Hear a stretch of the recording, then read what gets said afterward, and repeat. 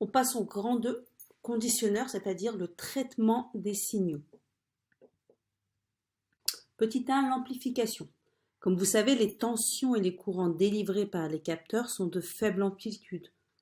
On est donc obligé de les amplifier pour pouvoir les utiliser.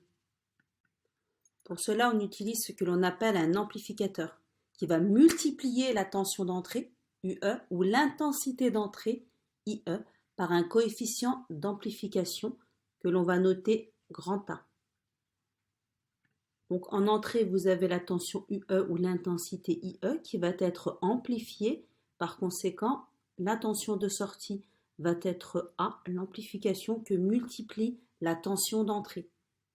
L'intensité de sortie va être égale à A, le coefficient d'amplification, que multiplie l'intensité d'entrée.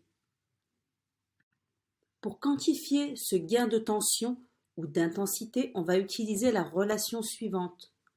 G, qui est égal à 20 fois le log de la valeur absolue de ce coefficient d'amplification.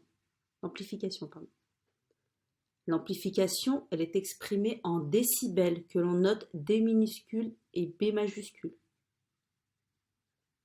Donc ça va vous rappeler des souvenirs de mathématiques, les logarithmes. Petit exercice d'application, je vous laisse mettre sur pause et essayer de le résoudre tout seul.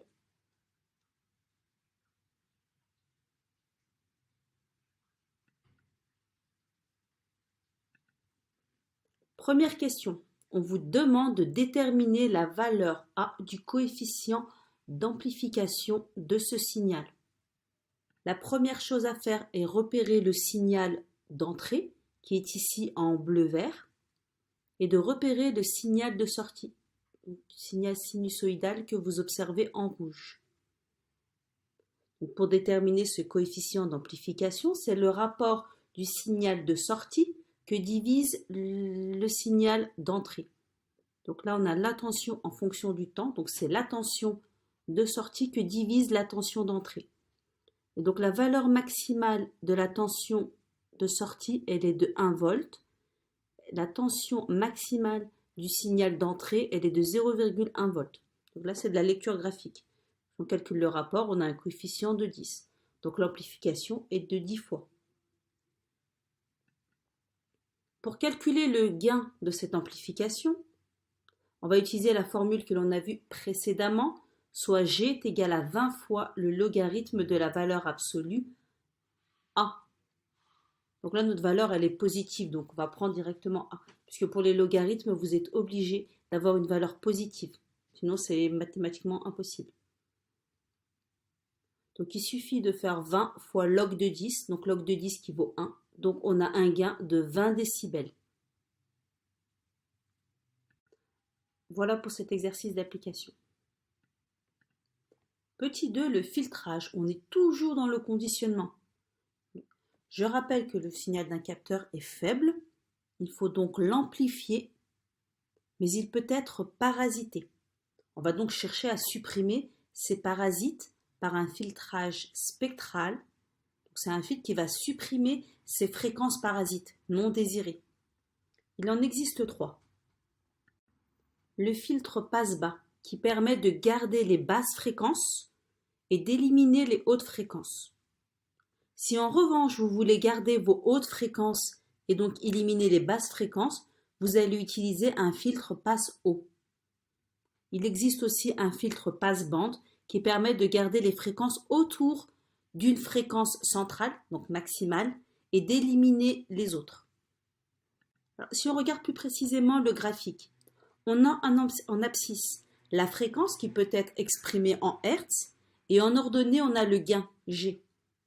Lorsque la valeur maximale est atteinte, lorsqu'on a la valeur maximale, donc en rouge ici, représente le signal, c'est-à-dire que le filtre, il laisse passer le signal tel quel, c'est-à-dire qu'il ne va ni l'amplifier ni le diminuer. Au-delà d'une certaine valeur, donc en fonction de chacun des filtres, vous allez observer que le gain il va diminuer. Et donc si le gain il diminue, c'est que l'amplitude du signal pour ces fréquences parasites est éliminée. Troisième élément à observer sur ces graphiques, c'est la bande passante. Donc ce sont les différentes fréquences que le filtre va laisser passer. Et si vous observez bien, la basse fréquence, alors on voit, est diminuée de moins 3 décibels. On ne voit pas très bien sur ce graphique. Au-delà, on considère donc que les fréquences ont été éliminées. Petit exercice d'application. Donc je vous laisse mettre sur pause et essayer de le résoudre tout seul.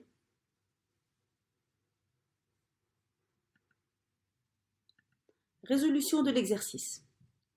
On vous demande de relever la valeur de la fréquence de coupure à moins 3 décibels. Vous vous rappelez qu'à moins 3 décibels, c'est à partir de là que l'on a la bande passante.